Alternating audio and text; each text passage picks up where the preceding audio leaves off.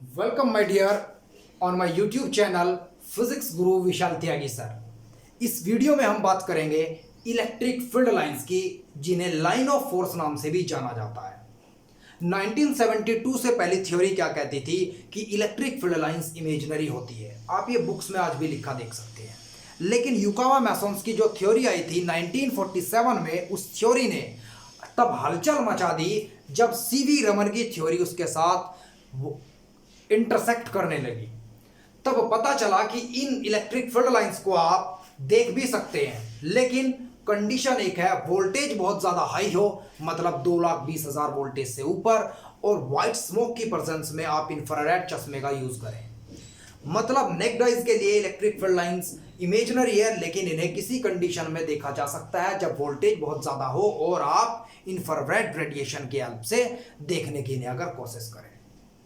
तो electric field lines की अगर हम बात करें तो अकॉर्डिंग टू हमें क्लास 12th चलना पड़ेगा। हम क्या कहेंगे, these are those imaginary field lines. मतलब इलेक्ट्रिक फील्ड के अंदर ऐसी इमेजिनरी फील्ड लाइंस होती हैं जिनसे आप कभी भी कोई भी टेंजेंट अगर ड्रॉ करें तो वो टेंजेंट इलेक्ट्रिक फील्ड की डायरेक्शन देता है।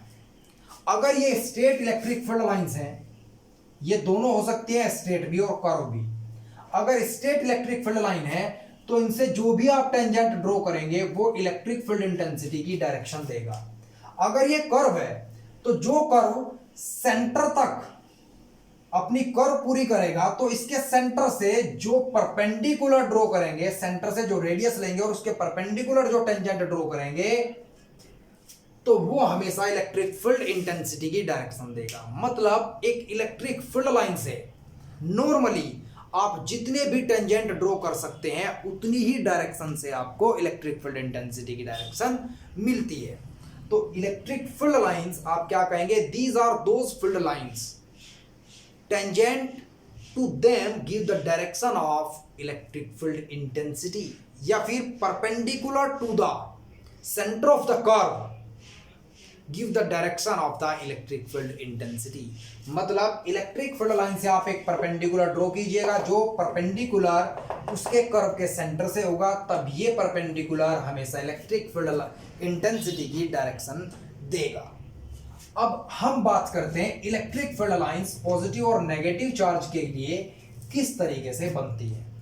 तो अगर कोई आपसे पूछता है कि पॉजिटिव चार्ज के कारण इलेक्ट्रिक फील्ड लाइंस कैसे बनती है, तो आप क्या कहेंगे, पॉजिटिव चार्ज से इलेक्ट्रिक फील्ड लाइंस बाहर निकलती हैं, और नेगेटिव चार्ज में आप क्या कहेंगे कि नेगेटिव चार्ज में इलेक्ट्रिक फील्ड लाइंस अंदर जाती हैं। इलेक्ट्रिक फील्ड लाइन पॉजिटिव से निकल करके अंदर जाती है नेगेटिव में। अगर पॉजिटिव और नेगेटिव दो चार्जेस रखे हैं तब इलेक्ट्रिक फील्ड लाइंस कैसे बनेंगी, तो सीधी सी बात है, पॉजिटिव से निकलेंगी और नेगेटिव में जाएंगी, तो आप क्या कहेंगे, पॉजिटिव से निकलेंगी और नेगेटिव में जाएंगी। तो इलेक्ट्रिक फील्ड लाइंस पॉजिटिव और नेगेटिव चार्ज के लिए आप इस तरीके से बनाएंगे।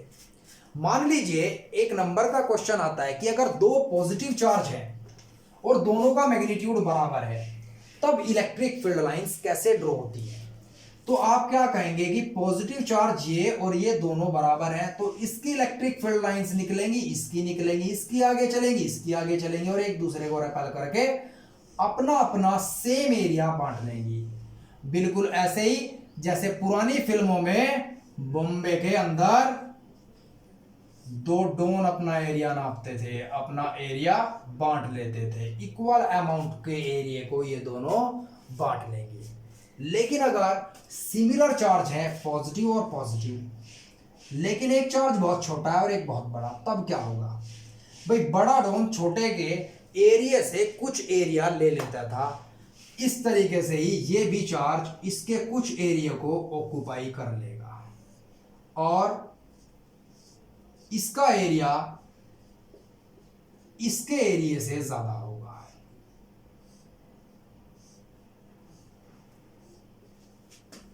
तो यही आपके पास केसेस बनते हैं कि अगर एक पॉजिटिव और एक नेगेटिव चार्ज है तो इलेक्ट्रिक फील्ड लाइंस किस तरीके से बनाएंगे आप, दो सिमिलर और इक्वल मैग्नीट्यूड के पॉजिटिव चार्ज हैं तब आप इलेक्ट्रिक फील्ड लाइंस किस तरीके से बनाएंगे, या फिर अगर दो चार्जेस आपके पास है पॉजिटिव, लेकिन एक का मैग्नीट्यूड बहुत बड़ा है as compare to the another charge, तब इलेक्ट्रिक फील्ड लाइंस आप किस तरीके से बनाएंगे?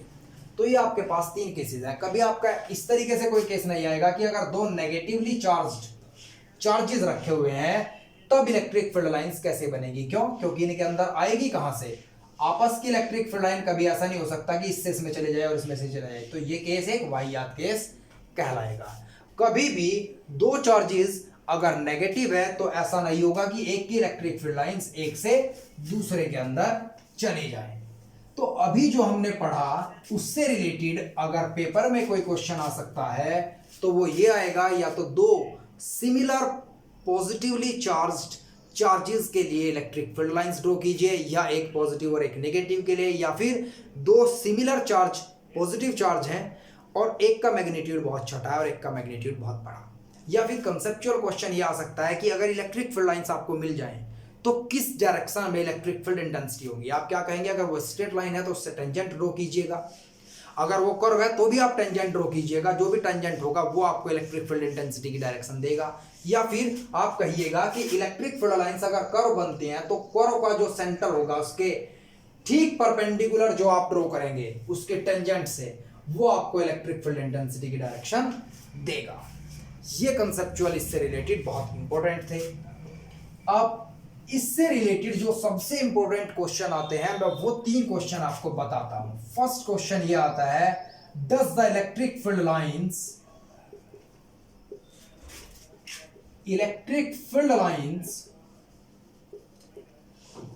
Intersect each other?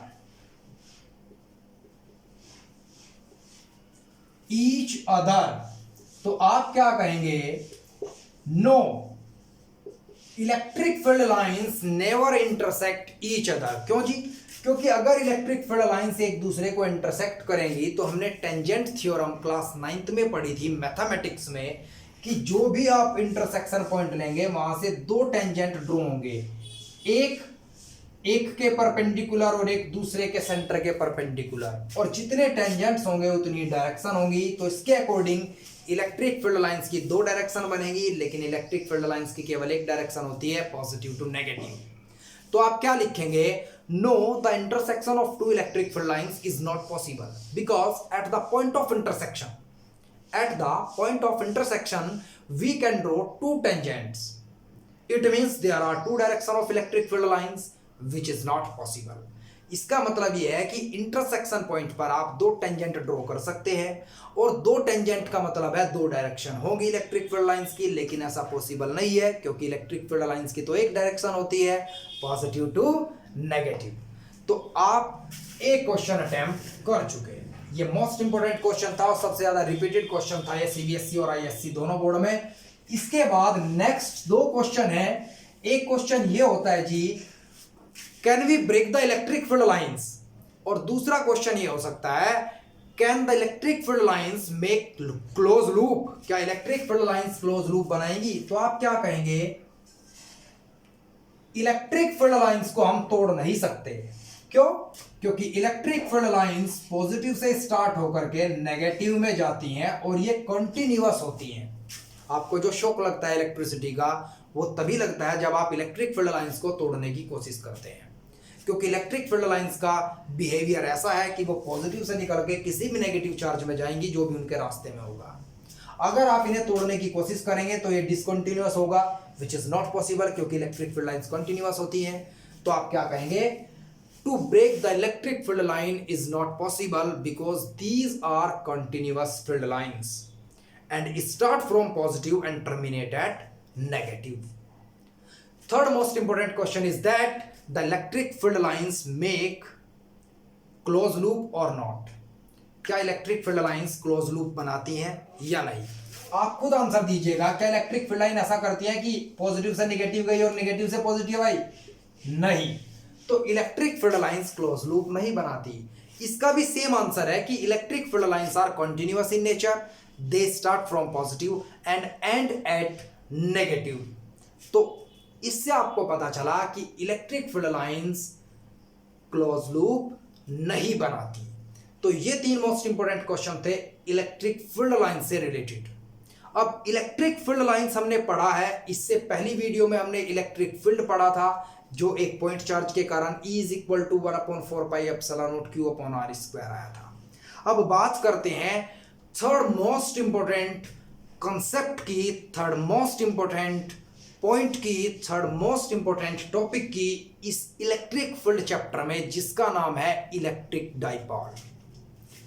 दरअसल मैं आपको बिल्कुल डीपली समझाऊंगा इलेक्ट्रिक डाइपोल होता क्या है। इलेक्ट्रिक डाइपोल एक इलेक्ट्रिक चार्जेस का अरेंजमेंट होता है। Electric dipole, it is an arrangement of electric charges separated with very small distance.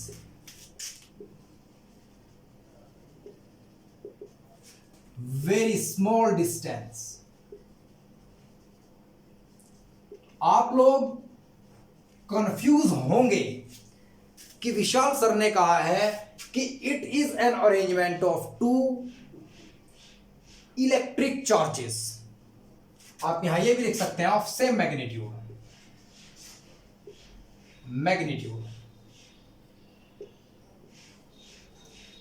लेकिन आप बुक्स में क्या लिखते हैं? बुक्स में लिखा देखते हैं it is an arrangement of two equal and opposite charges separated with very small distance. वो बहुत सही है, लेकिन ये 100% सही है। अभी बताऊंगा क्यों। दरअसल इलेक्ट्रिक डाइपोल दो तरह के होते हैं, एक पोलर, जिनके अंदर दो इक्वल एंड अपोजिट चार्जेस होते हैं, जैसे कि एक -q मान लिया मैंने और एक +q मान लिया। मैंने मान लिया ये ओरिजिन है और ओरिजिन से प्लस एक्स एक्सिस की ओर मैंने एक +q चार्ज लिखा, और इतने ही डिस्टेंस पर, मान लीजिए डिस्टेंस a है तो इतने ही a डिस्टेंस पर मैंने एक -q चार्ज लिखा। तो ऐसे इलेक्ट्रिक डाइपोल को आप पोलर इलेक्ट्रिक डाइपोल बोलते हैं, जिसे क्लास 12th में आप पढ़ते हैं। इसी के अकॉर्डिंग आप डेफिनेशन बनाते हैं, it is an electrical arrangement of two equal and opposite charges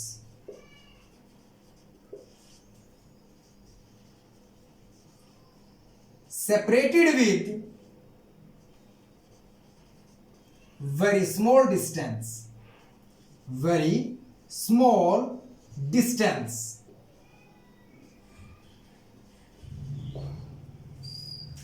तो आप इसके अकॉर्डिंग डेफिनेशन देते थे। अब एक तरह के इलेक्ट्रिक डाइपोल क्या होते हैं? Non polar. नॉन पोलर कैसे होते हैं? जैसे कि CO2, ये एक क्वाड्रुपोल से बनता है, या फिर आप ले लीजिएगा H पॉजिटिव और पॉजिटिव, मतलब H2।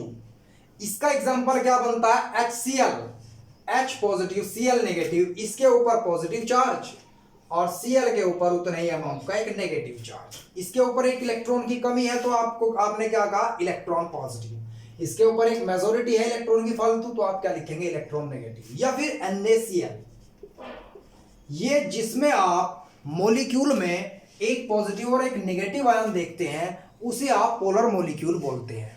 लेकिन ये नॉन पोलर है, जिसमें या तो दोनों पॉजिटिव हो या दोनों नेगेटिव, जैसे कि Cl negative and Cl negative. But ये भी एक इलेक्ट्रिक डाइपोल ही कहलाता है।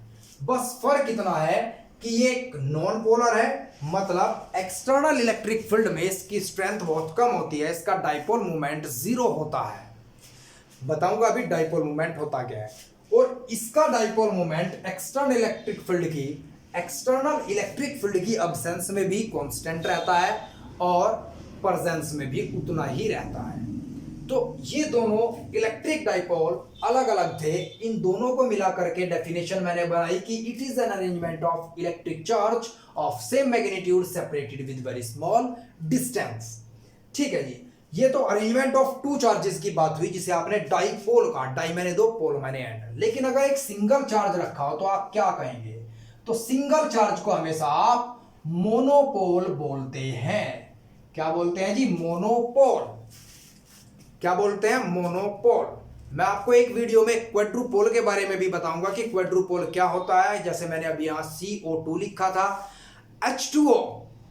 H2O एक पोलर मॉलिक्यूल क्यों है, वो भी मैं उसी वीडियो में आपको बताऊंगा। आपको बहुत काम आएगी वो वीडियो। केमिस्ट्री के भी बेसिक कंसेप्ट इनऑर्गेनिक केमिस्ट्री के आपके क्लियर होंगे। अभी बात करते हैं अपनी क्लास 12 की फिजिक्स की। इलेक्ट्रिक डाइपोल अब मैं अपने सिलेबस के अकॉर्डिंग पोलर इलेक्ट्रिक डाइपोल के आधार पर आपको पढ़ाऊंगा। तो पोलर इलेक्ट्रिक डाइपोल के अकॉर्डिंग हम सबसे पहले अब पढ़ेंगे टॉपिक डाइपोल मूवमेंट या इलेक्ट्रिक डाइपोल मूवमेंट। तो इलेक्ट्रिक डाइपोल मूवमेंट होता क्या है?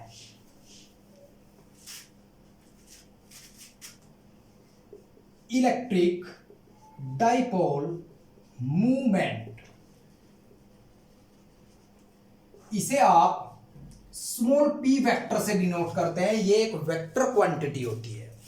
Electric dipole movement is the property of electric dipole that give us information about the strength of electric dipole. मतलब एक ऐसी प्रॉपर्टी जो इलेक्ट्रिक डाइपोल मजबूत है या नहीं है उसके बारे में इंफॉर्मेशन देती है, उसे आप इलेक्ट्रिक डाइपोल मूवमेंट बोलते हैं। दरअसल आपके पास इलेक्ट्रिक डाइपोल ये था, एक -q चार्ज और एक +q चार्ज। मैंने इस डाइपोल का सेंटर O माना था और ये डिस्टेंस a मानी थी और ये a। आप इसे टोटल L भी मान सकते हैं, R भी मान सकते हैं, एज यू विश। आप इंडिपेंडेंट इंडिया में पैदा हुए हैं, कुछ भी मान सकते हैं, XYZ, और ना भी मानो कोई दिक्कत नहीं। 23 नंबर ही तो आएंगे। आओ तो जी दोनों के बीच की आपने सेपरेशन मान ली 2a। तो डाइपोल मूवमेंट क्या होता है? Dipole movement is the product of magnitude of charge and separation between opposite charges. तो ये डाइपोल मूवमेंट कहलाता है। मतलब -q भी चार्ज लेंगे आप तो भी इसका मैग्नीट्यूड ही रखेंगे, मतलब प्लस ही लिखेंगे, और दोनों के बीच की सेपरेशन, इन दोनों के प्रोडक्ट को आप इलेक्ट्रिक डाइपोल मूवमेंट कहते हैं। जैसे कि यूपीटीयू में एक बार क्वेश्चन आया था कि इलेक्ट्रिक डाइपोल मूवमेंट मेनली किस चीज के बारे में इंफॉर्मेशन देता है, तो आपको उसमें टिक करना था it give us information about the strength of the electric dipole. मतलब जिसके डाइपोल मूवमेंट की वैल्यू जितनी ज्यादा होगी उतना ही इलेक्ट्रिक डाइपोल मजबूत मतलब स्ट्रांग होगा। तो electric dipole movement is the product of magnitude of charge and separation between charges. अब बात करते हैं इसकी एसआई यूनिट। जरा ध्यान दीजिए, चार्ज के नाम की एसआई यूनिट आएगी कूलाम और डिस्टेंस के नाम की आएगी मीटर। तो coulomb metre is the SI unit of dipole movement. अब ध्यान दीजिए जरा एक बार और, मैग्नीट्यूड ऑफ चार्ज स्केलर होता है और डिस्प्लेसमेंट वेक्टर, और स्केलर इनटू वेक्टर हमेशा वेक्टर होता है। तो इलेक्ट्रिक डाइपोल मूवमेंट एक वेक्टर क्वांटिटी होती है। ये दो क्वेश्चन सही थे। अब एक क्वेश्चन है इसका डायमेंशन फॉर्मूला निकालने का। चार्ज, इसका डायमेंशन फॉर्मूला होता है करंट इनटू टाइम, मतलब A1 T1। आगे है लेंथ, लेंथ का होता है L1। तो ATL या A1 T1 L1 is the dimension formula of electric dipole movement. अब सबसे इंपॉर्टेंट जो सबसे इंपॉर्टेंट कंसेप्ट क्लियर करना है आपको वो ये है कि सीबीएसई में जो सबसे रिपीटेड क्वेश्चन है वो ये है, what is the direction of dipole movement in the electric dipole. Electric dipole के अंदर इलेक्ट्रिक डाइपोल मूवमेंट की डायरेक्शन क्या होती है? तो इलेक्ट्रिक डाइपोल को अगर मैं जूम करूं तो इलेक्ट्रिक डाइपोल आपको ऐसा दिखाई देगा, और ये नेगेटिव चार्ज था, मतलब इधर इलेक्ट्रॉन्स की मेजॉरिटी है, और ये पॉजिटिव चार्ज मतलब इस तरफ इलेक्ट्रॉन कम ही है, और हमेशा ज्यादा से कम की तरफ इलेक्ट्रॉन्स चलता है, ये भी आपको पता है। तो डाइपोल मूवमेंट का वेक्टर साइन तो ये है, वेक्टर साइन, और डायरेक्शन क्या है इसकी? -q2 + q is the direction of dipole movement inside the electric dipole. तो इलेक्ट्रिक डाइपोल के अंदर डाइपोल मूवमेंट की जो डायरेक्शन होती है वो -q2 + q होती है। एक इंपॉर्टेंट क्वेश्चन क्या बनता है यहां पर, what is the symmetry of electric field due to an electric dipole. तो इस कंसेप्ट को समझाने के लिए मैं पहले एक एग्जांपल लेता हूं पॉइंट चार्ज का। अगर एक सिंगल चार्ज रखा है या पॉइंट चार्ज रखा है या एक मोनोपोल रखा है तो ये स्फेरिकल होता है, छोटा सा स्फीयर, पॉइंट स्फीयर। तो स्फीयर के चारों तरफ स्फेरिकल सिमेट्री वाला इलेक्ट्रिक फील्ड बनता है। तो यहां दो क्वेश्चन आपके क्लियर हो जाएंगे, ध्यान दीजिएगा जरा बहुत। एक मोनोपोल या एक पॉइंट चार्ज के चारों तरफ स्फेरिकल सिमेट्री का इलेक्ट्रिक फील्ड बनता है, लेकिन डाइपोल एक सिलेंड्रिकल होता है तो उसके चारों तरफ एक सिलेंड्रिकल सिमेट्री का इलेक्ट्रिक फील्ड बनेगा।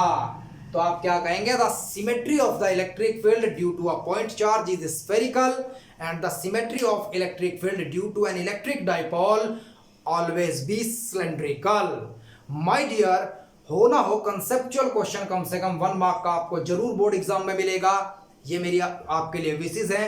आप इस वीडियो को हो सकता है ज्यादा से ज्यादा शेयर करें, ज्यादा से ज्यादा, जितना ज्यादा हो सकता है, क्योंकि आज भी बच्चा कंफ्यूज है इलेक्ट्रिक डाइपोल क्या होता है। वो उसी डेफिनेशन को पढ़ता है कि it is the arrangement of two equal and opposite charges. उसे ये भी नहीं पता कि वो हम सिर्फ पोलर डाइपोल के बारे में यूज कर सकते हैं, नॉन पोलर के लिए नहीं कर सकते। और नेक्स्ट वीडियो में मैं आपको बताऊंगा electric field intensity at axial line and equatorial line due to an electric dipole. अगर आपने अभी तक मेरा चैनल सब्सक्राइब नहीं किया तो प्लीज यार अब तो सब्सक्राइब कर दो और वीडियो को ज्यादा से ज्यादा शेयर करो। That's all for today my dear.